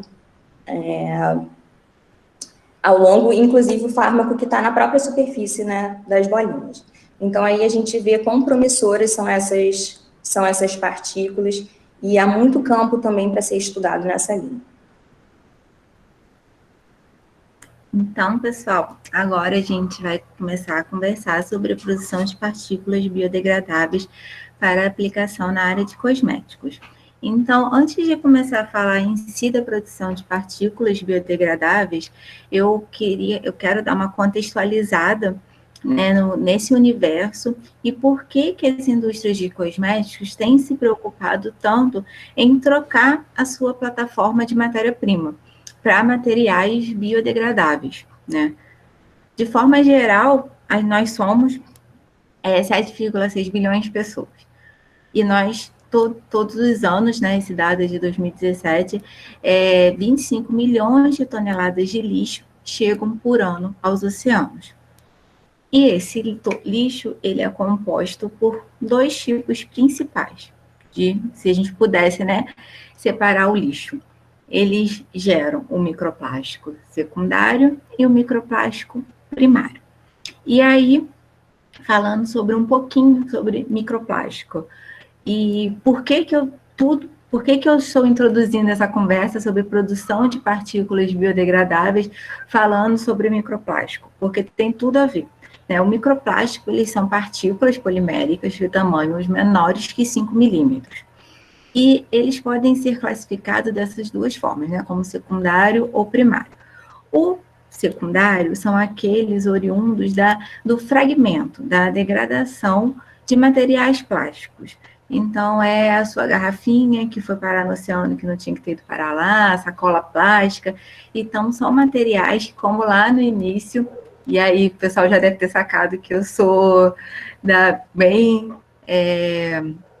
militante nessa área de sustentabilidade, são materiais que eles podem compor um ciclo, né, uma cadeia, e você ter hoje o que se chama de economia circular. Então, a gente tem que tratar esse material não como lixo, e sim como matéria-prima. Mas aí é outro problema. Então, 70% desse problema já estaria sendo resolvido. Aí agora a gente tem 30%, que é um problemão, que é o que hoje em dia você lê em algumas revistas e o pessoal fala assim, é o maior problema do mundo, que seria justamente essa presença desses microplásticos. E esse microplástico, ele pode vir de como? O primário, né? Eu vou falar do primário agora, que é o nosso foco maior. Ele pode vir da abrasão de pneu, quando roda, de tinta de navio, do ar, quando a gente lava a roupa. E aí, esse é realmente um grande problema, pensando de como propor soluções, porque a gente não quer que o nosso pneu degrade, né, no carro. Mas, dentro desse universo, a indústria de cosméticos e de higiene pessoal é uma indústria que insere essa matéria-prima na forma de micropartícula, né? Porque o microplástico, na verdade, o primário, ele é a própria micropartícula polimérica. Então, a indústria, ela insere e ela sabe disso. Então, hoje em dia, você tem medidas para mudar, né, e tentar propor soluções. Então, tá ouvindo, né? Então, dessas partículas, né, 93% delas são feitas de polietileno, e o polietileno, como eu já disse, não é um polímero biodegradável. E essas partículas, elas atravessam os filtros das estações de tratamento, elas chegam nos nossos lençóis freáticos e elas chegam no oceano como pequenas partículas que são consumidas pelos animais da base da cadeia alimentar, gerando uma bioacumulação. Então, é um problemão que tem. Então, desde 2015, mais ou menos, os países têm propondo leis de banimento ao uso desse tipo de material. Então, esse tipo de indústria tem se debruçado no desafio de propor novas matérias-primas para poder fazer substituição desses materiais que não são degradáveis, ou quando degradam em substâncias tóxicas, porque também esse fator é importante. Então, dentro desse cenário, a gente, só para ilustrar o quanto esse tema é novo, quando você coloca microplástico, ou microplastics, né, ou plural, no Web of Science, você vê que é um tema muito novo. Então, a maior parte, né, dos trabalhos sobre esse assunto explodiu, deu um boom a gente está falando de 3 anos de pesquisa, é realmente bem recente. E a maior parte desses trabalhos são relacionados à distribuição, entender quais são os locais que têm mais microplástico, identificação, caracterizar quais são os tipos de microplásticos. Então, muitos deles estão até focados mesmo nesse microplástico secundário, que não deveria estar lá, né? A absorção, toxicidade, e poucos são em relação ao tratamento.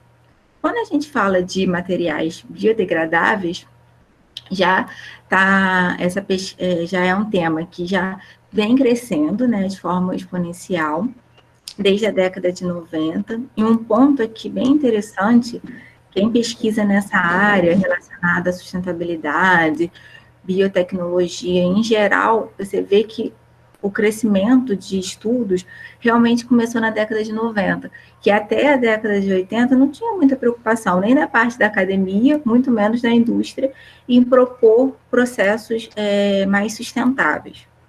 E esse crescimento, ele realmente se dá agora, porque há uma corrida, né? E aí são problemas em paralelos, em obter novos materiais, obter novos ingredientes que sejam biodegradáveis e que degradem em produtos que não sejam tóxicos, porque esse fator também é bastante importante.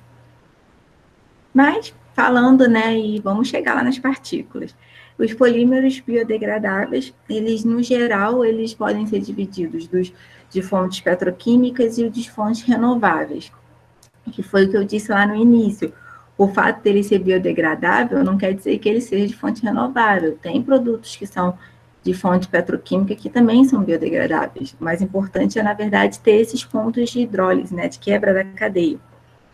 E uma corrente que tem aqui é a corrente dos produtos a partir da biomassa, né, mas, na verdade, a partir da glicose, com uma série de processos de biotecnologia, né, com o uso de enzimas, processos de fermentação em geral, a gente consegue gerar uma gama de produtos, né? E um deles, que eu quero destacar aqui, é o ácido succínico. E a partir do ácido succínico, que ele é uma plataforma química, você também consegue gerar outra gama de produtos. E o que esses produtos têm em comum? Eles são compostos químicos funcionalizados.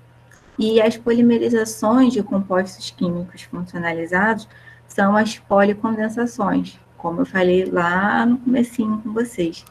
E toda essa conversa que a gente tem tido, né, todos esses estudos de caso do cimento ósseo, das embolizações, todos esses encapsulamentos, o que tem em comum é que todos esses materiais são feitos de poliadição. A produção de partícula via polimerização em suspensão para os polímeros de poliadição, ela já é consolidada, né? A gente tem diversos outros desafios, mas não um desafio de processo em si. Mas para policondensação, normalmente são feitas em mais de uma etapa, porque você tem primeiro a etapa para a produção do polímero, em seguida você tem uma etapa de particular, né, para você fazer essa partícula. E os polímeros de policondensação, eles já têm tempos de reação muito longos. Então, atualmente, essas partículas, o PLA é o mais, assim, o que tem mais comercialmente. Ele é feito ou por spray dye ou por evaporação do solvente. A microfluidodinâmica ainda é uma técnica nova. Então, a gente lá no grupo começou a usar como polímero modelo o polissuccinato de butileno, que ele é um polímero biodegradável, ele é oriundo de fonte renovável, porque o ácido succínico ele pode ser produzido a partir da biomassa, né, como eu tinha acabado de falar, assim como um 4-butanodiol, e o ácido succínico, ele tem tido a vantagem, porque ele tem um rendimento em relação à glicose de maior do que 1, e ele usa como substrato o CO2, então ele é um fixador de CO2, né, e ele tem características muito próximas à das poliolefinas. Além do fato do seu grau de ele ser biodegradável, mas ele ter um grau de biodegradação que permite a vida de prateleira, que a gente também tem esse problema. Às vezes, você fazer o polímero biodegradável, ele degradar muito rápido. Então, você tem vários fatores ali. Se ele tem que degradar, ele tem que ter o tempo, né, de vida de prateleira, de ser usado e degradar realmente no momento do descarte. Então, passei rapidamente. Então, desde 2013, o grupo a gente tem se debruçado em propor um processo de produção de materiais de policondensação por polimerização em suspensão. Então, esse foi o tema do meu mestrado e da minha tese de doutorado, usando como polímero modelo o PBS, porque as temperaturas de reação deles são mais brandas. na ordem de 160 graus, porque ainda tem esse entrave de infraestrutura, né? Porque esses polímeros de policondensação têm temperaturas elevadas de reação. Então, conseguindo fazer as partículas já durante a polimerização, ou seja, ao mesmo tempo que o crescimento da cadeia ocorre a formação, você elimina uma etapa de processo, você tem um tempo de reação maior, e a gente conseguiu conversões boas. Então, no meu mestrado, eu percorri o desafio de dizer que é possível esse processo, e durante o doutorado eu fiz toda a etapa de otimização e outras partículas, né, outros tipos de polímero. Então, hoje, no grupo, a gente consegue fazer o PBS, o PGA e o PES por policondensação em suspensão. Então, a gente tem distribuição de tamanhos de partícula bem definidos, e mexendo em variáveis de processo, a gente consegue alterar essas distribuições. Um desafio que também foi muito percorrido durante esses anos foi a obtenção da morfologia esférica, que no começo você tinha o particulado, mas ele não ficava esférico.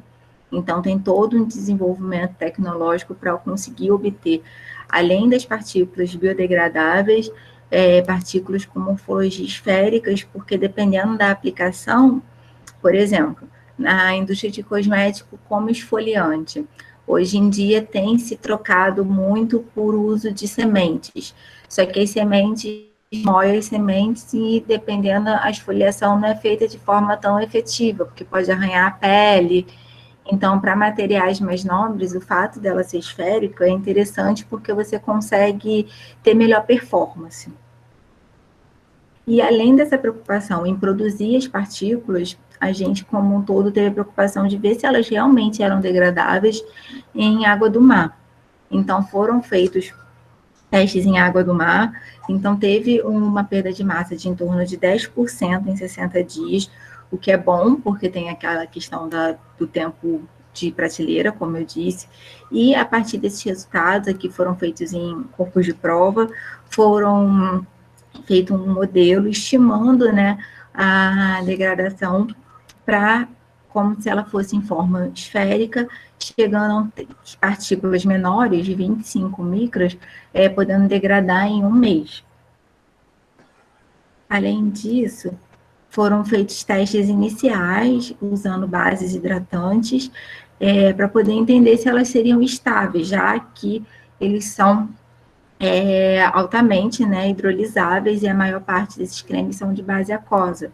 E ele teve uma estabilidade maior no creme do que na água, do que era que se esperar, e manteve o pH acima de 5 por mais de 3 meses, que é um dos critérios. Então, mostra que sim, ele precisa ainda melhorar características dessa partícula, mas que tem resultados promissores.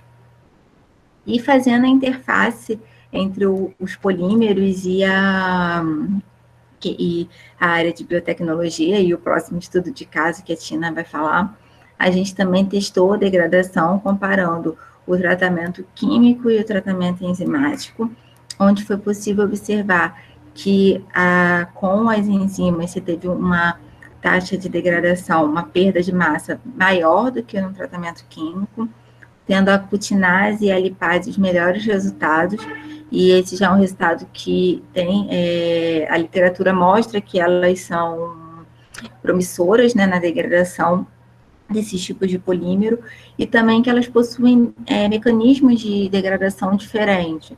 Então, isso também é importante. Tem diversos micro-organismos que liberam enzimas diferentes, mas cada um desses tem mecanismos de degradação do material de formas com outras rotas. Por exemplo, a cutinase, ela pode ir quebrando das beiradas, enquanto a lipase, ela vai querer alcançar o centro da molécula. Então, tem essas diferenças também. Então, isso é um pouco sobre o que o grupo tem desenvolvido na área de materiais biodegradáveis, e é um desafio propor um novo processo e buscando... E agora a Tina vai falar sobre as sínteses e a aplicação para os biocatalisadores. Isso. E agora, por fim, falar um pouquinho sobre esse último estudo de caso, a síntese e a aplicação, né, de biocatalisadores para a produção de compostos diversos. Então, vou falar um pouquinho sobre isso. Bom, então, as enzimas, né, é importante a gente destacar a relevância das enzimas, elas vêm sendo amplamente empregadas, né, em diferentes processos, na indústria alimentícia, na indústria têxtil, na indústria farmacêutica, na indústria de cosméticos. Então, elas vêm sendo aí amplamente estudadas para diferentes fins. E aí a gente observa o crescimento, o enorme crescimento do mercado mundial de enzimas, o enorme crescimento mundial de enzimas, né, nos últimos anos, e há uma expectativa, pelo menos havia essa expectativa pré-pandemia, de que esse mercado atingisse 17 bilhões e meio de dólares em 2024. Então, mostra aí o grande potencial desse universo enzimático. E quais são as vantagens, então, de utilizar enzimas? Os processos enzimáticos, eles geralmente empregam condições operacionais mais brandas. Então, a gente pode observar nesse primeiro quadrado, né, o mesmo composto produzido por uma rota tradicional. Então, a gente pode notar pressões altas, né, impostas ao sistema, nesse tipo de rota, e já na rota biosintética, a gente observa condições mais amenas de pressão, por exemplo. Então, em geral, os processos enzimáticos empregam condições mais brandas, e em geral, também eles geram produtos mais puros. Então, nesse segundo quadrado, por exemplo, a gente pode observar que ao invés de haver a produção, né, da mistura racêmica dos dois enantiômeros, por meio do processo enzimático, a gente consegue obter o enantiômero que a gente deseja com alto rendimento. Então, essas são algumas das vantagens dos processos enzimáticos. Bom, e aí um grupo de enzimas que tem recebido especial destaque são as lipases. É importante eu falar um pouquinho delas, que são enzimas muito versáteis e são capazes de catalisar diferentes reações. Então, reações de hidrólise, esterificação, transesterificação, alcoólise, enfim, inúmeras reações. No entanto, uma grande desvantagem dos processos enzimáticos é justamente o elevado custo, em geral, desses biocatalisadores. E os biocatalisadores solúveis, eles também são difíceis de serem recuperados no final das reações em que eles são utilizados. Então, uma possível solução para esse problema é a imobilização enzimática. A imobilização enzimática, ela engloba uma série de métodos para tornar enzimas solúveis, biocatalisadores insolúveis.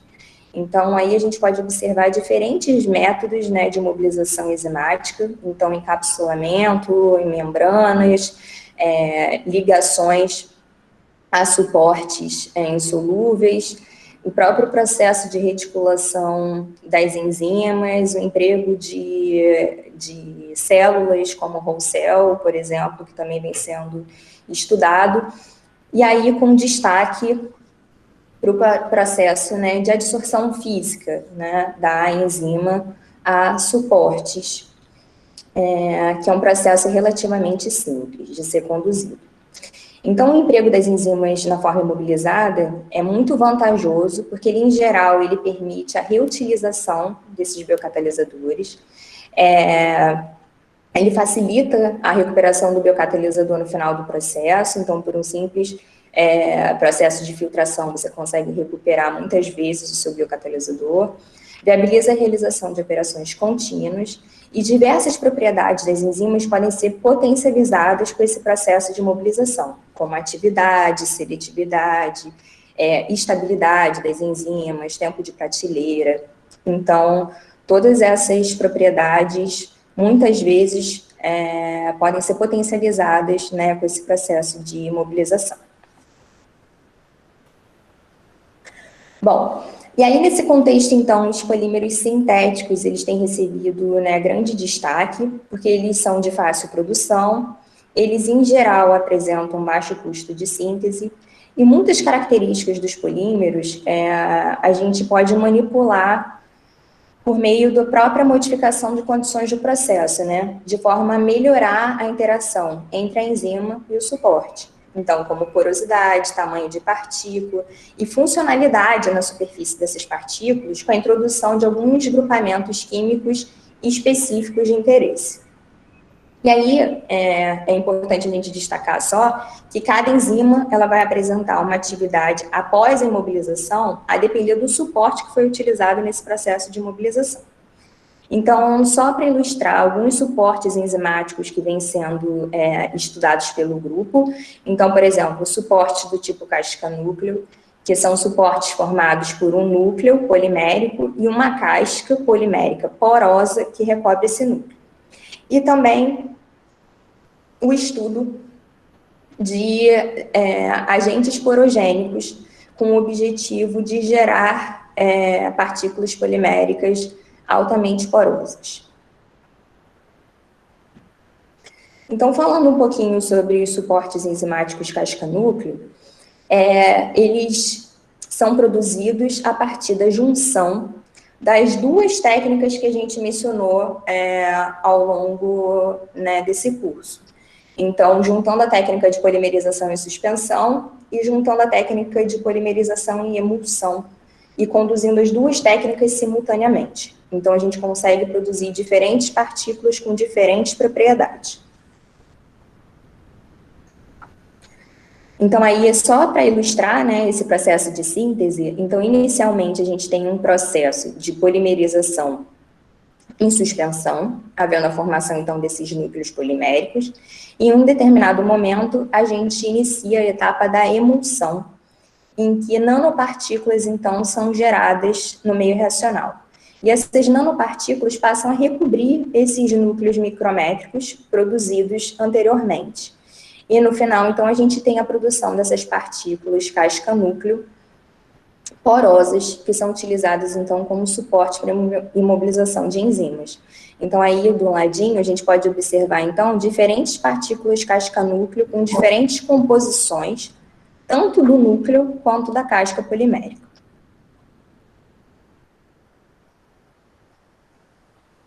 E aí também é para ilustrar justamente a formação, né, dessa casca porosa ao redor dos núcleos que foram produzidos na etapa de suspensão.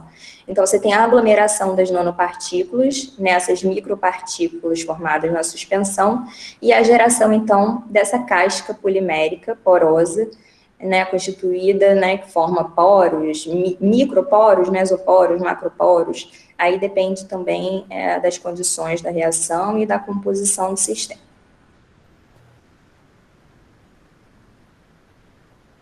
E aí também uma linha que vem sendo amplamente estudada é justamente a funcionalização dessa casca, né, polimérica, dessas nanopartículas constituintes da casca, a partir da inserção de grupamentos funcionais de interesse.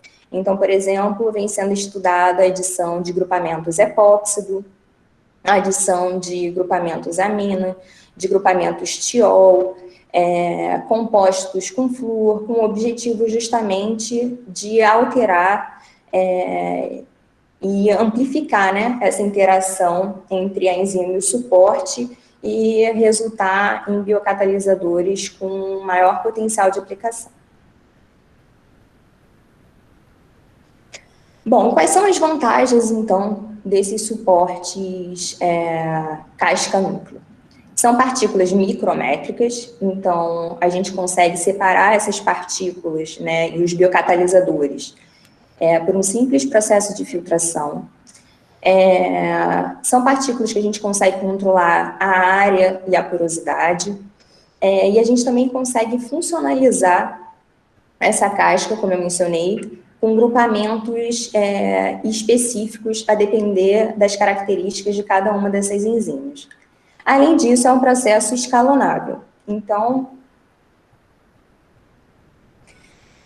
estudos já vêm sendo realizados, né, pelo grupo para a produção dessas partículas em planta piloto, em maior escala. Então, só para ilustrar aí as partículas casca-núcleo já produzidas em reatores de 10 litros na planta.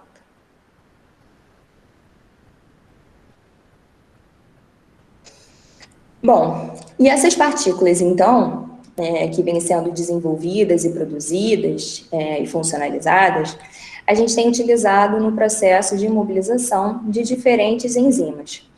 E aí, esses biocatalisadores, então, vêm sendo empregados em diferentes processos, em diferentes rotas biocatalíticas.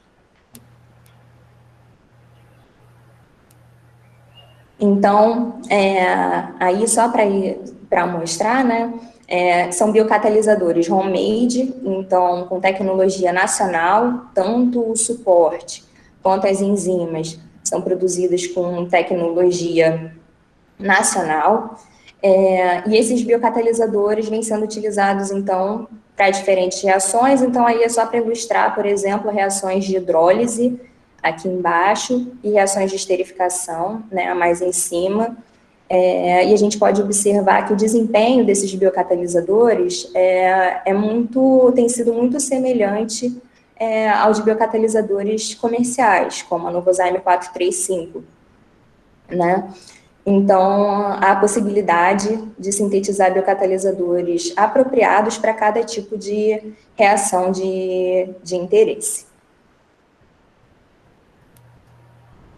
Então, aí eu vou falar bem rapidamente sobre alguns estudos, né, para a produção de diferentes compostos por rota biocatalítica, empregando biocatalisadores comerciais e biocatalisadores homemade. Então, a gente tem utilizado, por exemplo, tem explorado a produção de biolubrificantes por rota biocatalítica, aí para exemplificar. Então, a partir da utilização, por exemplo, de ácidos graxos livres, né, do óleo de soja ou do óleo de palma, a partir de reações de esterificação, utilizando álcools multivalentes, então a gente consegue produzir, por exemplo, biolubrificantes por rota bio. Então, aí para mostrar, né, o ácido graxo do óleo de palma com o álcool polivalente, né, sendo essa reação de esterificação sendo catalisada por biocatalisadores para a produção de biolubrificantes. Muito também vem sendo estudado em relação à produção de biodiesel, também por rota enzimática. Então, a gente pode observar nessa primeira figura o aumento do número de trabalhos publicados, né, ao longo dos anos em relação à produção de biodiesel por rota enzimática. Então, nessa linha, só para mostrar a utilização também do óleo de palma e do óleo de soja e em reações de esterificação com etanol para a produção de biocombustíveis. Então, nesse gráfico de baixo à direita, a gente pode observar, por exemplo, que os biocatalisadores homemade, eles apresentam desempenhos bastante similares ao biocatalisador comercial, né? A Novo 435. Bom, e também muito vem sendo estudado em relação à produção de fármacos e intermediários de fármacos por rota biocatalítica. Então, qual é a vantagem, né, de a gente utilizar biocatalisadores para a produção dessas moléculas? Porque como eu mencionei mais para trás, por rota biocatalítica, muitas vezes se consegue produzir, ao invés de você produzir a mistura racêmica, né, composta pelos enantiômeros, você consegue favorecer a produção majoritariamente do enantiômero que tem atividade farmacológica de interesse. Então, essa é uma grande vantagem, por exemplo, da utilização de biocatalisadores para a síntese desses compostos. E, além disso, muitas vezes não há necessidade de utilizar solventes tóxicos para a produção dessas moléculas. Então, muitos estudos também vêm sendo realizados nessa linha. Também vem sendo estudada, né, a produção de ésteres utilizados para a indústria alimentícia. Então, produção, por exemplo, de dispersantes, como monoesterato de glicerila, produção de ésteres de ácidos graxos, como flavorizantes, por exemplo, também vem sendo estudados por rota biocatalítica. E também a produção de ésteres para a indústria de cosméticos. Então, alguns estudos, por exemplo, já foram realizados com o objetivo de produzir, por exemplo, palmitato de isopropila, que é um éster muito utilizado como hidratante, né, na indústria de cosméticos. Então, esse éster também vem sendo estudado, né, a sua produção por rota bio, caprilatos, então ésteres de ácido caprílico, que também são largamente utilizados, né, como emolientes, hidratantes na indústria de cosméticos. Então, também alguns estudos vêm sendo realizados com o objetivo de produzir esses compostos por rota biocatalítica. É importante também colocar a produção de ésteres de cera. Então, são ésteres produzidos a partir de reação de esterificação, por exemplo, de ácidos graxos com álcools de cadeia longa. Então, esses materiais também vêm sendo largamente utilizados na área de cosméticos. E aí, mais um exemplo, e para justamente reforçar essa interação entre as diferentes áreas, essa sinergia entre as diferentes áreas, né? Então, por exemplo, hoje a gente tem estudado a utilização das partículas biodegradáveis, né? Que tem um potencial de uso como esfoliantes, produzidas, por exemplo, pela Lua e mostradas pela Lua, né? Mais para trás. A gente tem estudado o uso e o emprego dessas partículas na imobilização de enzimas para a produção, por exemplo, de peelings enzimáticos e potencializar, na verdade, o efeito físico das partículas e o efeito das próprias enzimas. Então, na verdade, só para mostrar como referência, né, algumas referências que nós utilizamos, alguns trabalhos do grupo para abordar alguns assuntos, né, que foram apresentados aqui. Então, nessa área de biocatálise, na área também alguns trabalhos também na área de síntese dessas partículas biodegradáveis. Então, só alguns trabalhos que nós utilizamos como referência para abordar alguns temas que a gente colocou ao longo da apresentação.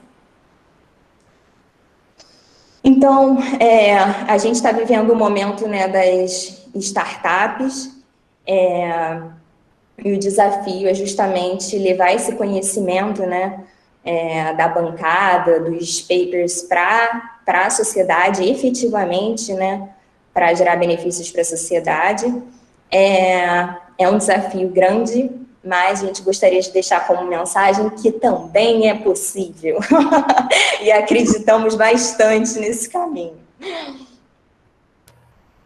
Então, só agradecer as parcerias, né, com diferentes empresas para a condução de diferentes projetos de ambos os laboratórios, né, tanto pelo Engepol quanto pelo Labin. E deixar, então, como conclusão aí que há muitas oportunidades para essas áreas, né, o desenvolvimento de novos materiais, novas aplicações, novas sinergias, e que nós estamos mais do que abertas, né, Lu, para novas ideias e novas parcerias. É isso, obrigada, pessoal. Gostaria de agradecer novamente o pessoal da Escola Piloto. Acho que é a primeira vez que eu falo para tanta gente, então espero que eu tenha conseguido passar bem a mensagem.